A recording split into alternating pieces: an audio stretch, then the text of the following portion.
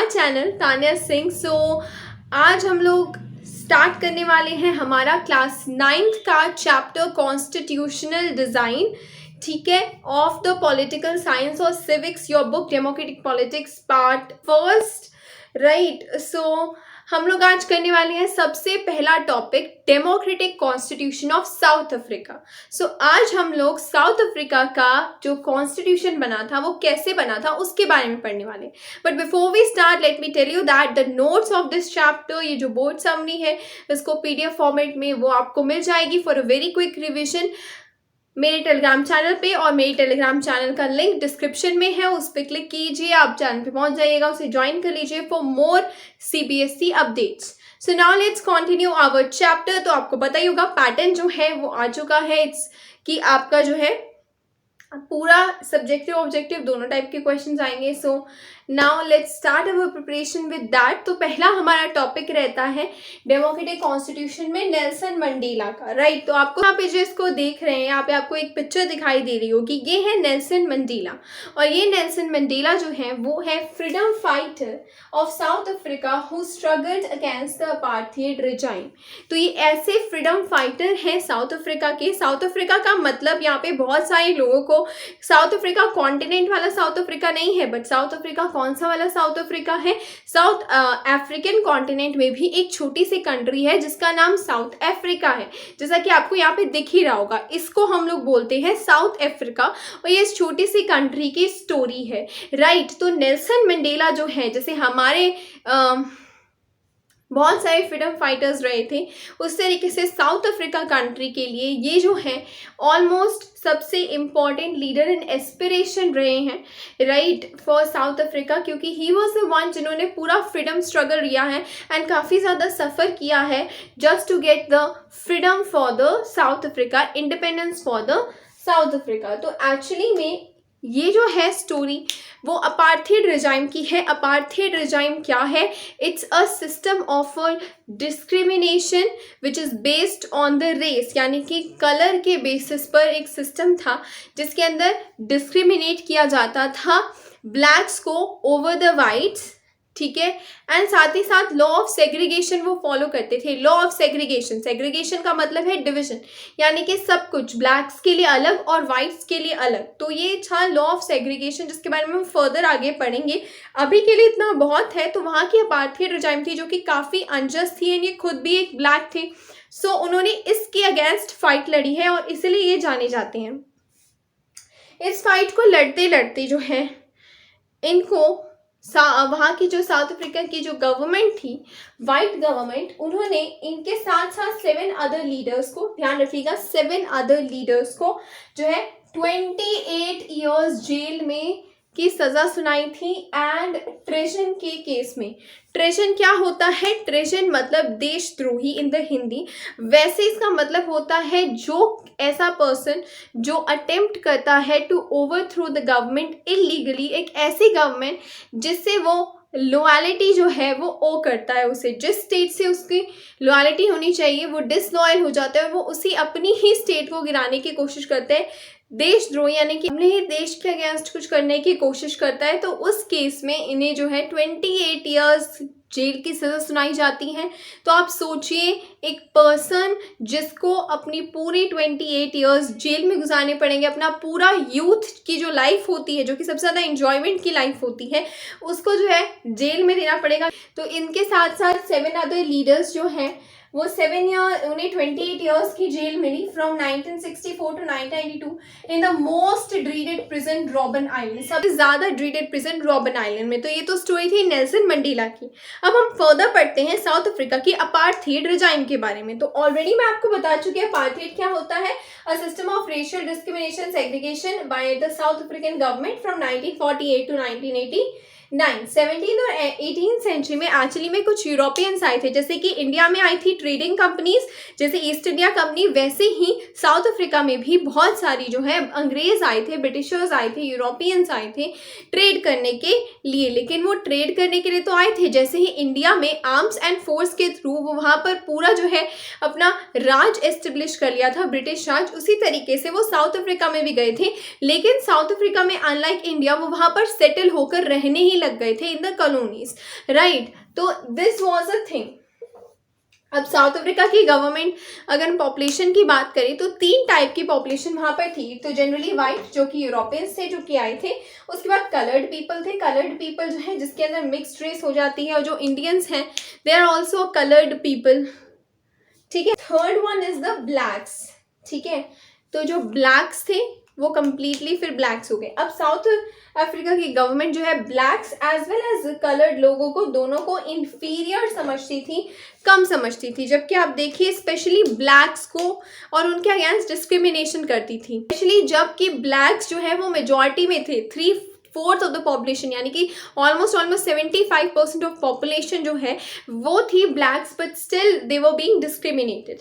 तो अब नेक्स्ट हम लोग करने वाले हैं स्ट्रगल अगेंस्ट अपार्थीड। तो कैसे ब्लैक्स को जो है इस अपार्थीड रिजाइम के अगेंस्ट काफ़ी ज़्यादा स्ट्रगल्स एंड सफरिंग्स रही, वो देखते हैं। It can come in your examination, right. So it is a law of segregation.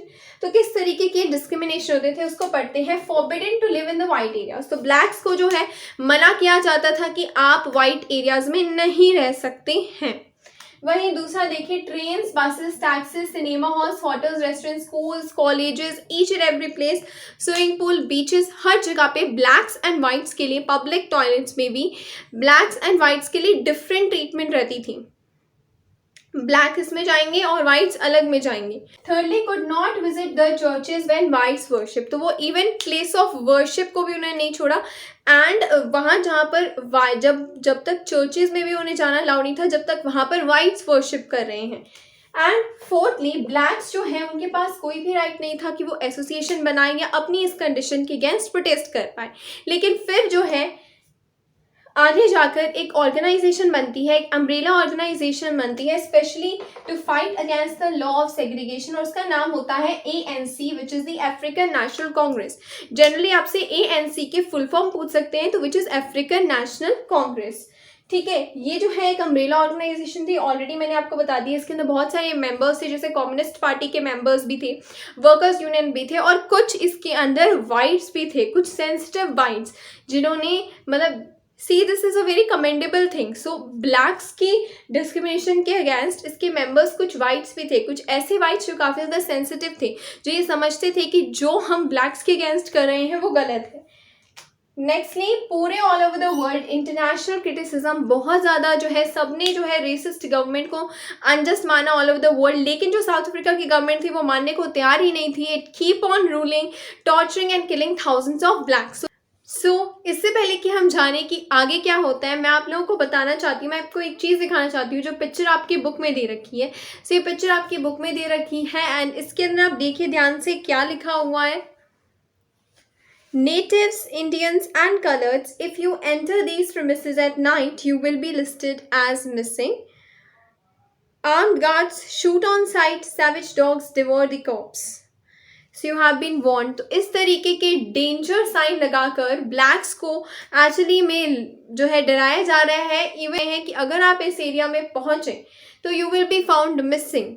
So this was the kind of thing जो एक्चुअल में हुआ है, राइट। तो अब देखिए अफ्रीकन नेशनल कांग्रेस पे वापस आते हैं। अफ्रीकन नेशनल कांग्रेस की बात करते हैं तो अफ्रीकन नेशनल कांग्रेस ने इतने ज़्यादा प्रोटेस्ट किए internationally, world wide it became much famous कि जो साउथ अफ्रीकन गवर्नमेंट है उसको उसके आगे हारना ही पड़ा। एंड फाइनली जो है उन्होंने अपना अपार्थीड रिजाइम और सेग्रीगेशन लॉज को एबॉलिश कर दिया, राइट। एंड नेल्सन मंडेला भी उस टाइम पे बाहर निकल चुके थे। 26 अप्रैल 1994 को जो है साउथ अफ्रीका की गवर्नमेंट को इंडिपेंडेंस मिल गया। बहुत इंपॉर्टेंट डेट है 26 अप्रैल 1994। एंड नेल्सन मंडेला जो है वो फर्स्ट प्रेसिडेंट बने साउथ अफ्रीका के, इंडिपेंडेंट साउथ अफ्रीका के, ये याद रखिएगा, इंडिपेंडेंट साउथ अफ्रीका के फर्स्ट प्रेसिडेंट बने। इसके बाद जो है ब्लैक लीडर्स ने सबसे पहले जो है जब उन्हें इंडिपेंडेंस मिली सबसे पहले यही चीज़ बोली कि सारे ब्लैक्स से ब्लैक लीडर्स ने अपील की, this is a most beautiful thing and it's an example that goodness in human being still persist, है ना। तो उन्होंने सारे ब्लैक से यही जो है अपील की कि please forgive the whites for whatever they have done, and सब मिलकर जो है अब पुरानी बातों को भूलकर एक नया कॉन्स्टिट्यूशन बनाते हैं जो कि बेस्ड होगा equality between all the races, between men and women, social justice, human rights, democratic values पर बेस्ड होगा। सो वो चाहते तो वो मेजॉरिटी में थे और वो वाइट्स को सेम जो वाइट्स ने किया उनके साथ वही कर सकते थे, लेकिन उन्होंने ये नहीं किया। उन्होंने ये डिसाइड किया कि we are going to have a democratic values और हम जो है उन्हें भी फॉरगिव करेंगे। So this was most beautiful part, है ना। तो फिर बाद में तो सोचिए एक ऐसी कंट्री जहाँ पर ऑप्रेस्ड एंड ऑप्रेसर दोनों आपस में मिलकर उसका कॉन्स्टिट्यूशन बना रहे हैं। 2 years लगे पूरे कॉन्स्टिट्यूशन बनाने में, लेकिन जब कॉन्स्टिट्यूशन बना तो ऐसा कॉन्स्टिट्यूशन बना जो कि ऑल ओवर द वर्ल्ड एक बहुत ही ज़्यादा, साउथ अफ्रीका का जो कॉन्स्टिट्यूशन है वो आज भी काफ़ी सारे लोगों के लिए इंस्पिरेशन है, काफ़ी सारी कंट्रीज़ के लिए इंस्पिरेशन है, बिकॉज साउथ अफ्रीका का कॉन्स्टिट्यूशन जितने एक्सटेंसिव राइट्स अपने सिटीजन को देता है, अगर आप उनका प्रीएम्बल पढ़ेंगे कभी तो आपको पता लगेगा, right, which is in your book, you can read it out. तो ये जो है one of the most extensive, तो सोचिए एक ऐसी कंट्री जिसको बहुत पहले डिनाउंस किया जाता था कि ये तो रेसिस्ट कंट्री है, ये तो अनडेमोक्रेटिक कंट्री है, वो आज इंस्पिरेशन बनी है। तो it is a very inspiring stories for we talk about democratic constitution, and ये तभी पॉसिबल हो पाया है because of the spirit of togetherness amongst the blacks and whites. अगर उनका रेजोल्यूशन था कि नहीं, हमें किसी को भी एक्सक्लूड नहीं करना है, हमने किसी को भी डेमोन नहीं बनाना है just because what ever they have done in the past, तो अगर उनके अंदर वो स्पिरिट ऑफ टुगेदरनेस नहीं होता, अगर साथ रहने की चाह नहीं होती, तो ये पॉसिबल ही नहीं था। तो आई थिंक ये उसके कारण हुआ, right? So I think this is the part 1 of the video, so that's it for the day, and we'll meet in the part 2 of the video very soon, ठीक है। And so till then, if you like the video, you can hit the like button, subscribe to my channel, comment if you like, and never forget that sharing is caring. The part 2 of the this video, we are going to continue the chapter, right, further, और हम इसका second topic करने वाले हैं why do we need constitution, and इसके लिए part 1 देखना ज़रूरी है क्योंकि पार्ट 2 पार्ट 1 से कनेक्टेड है। So have a nice day.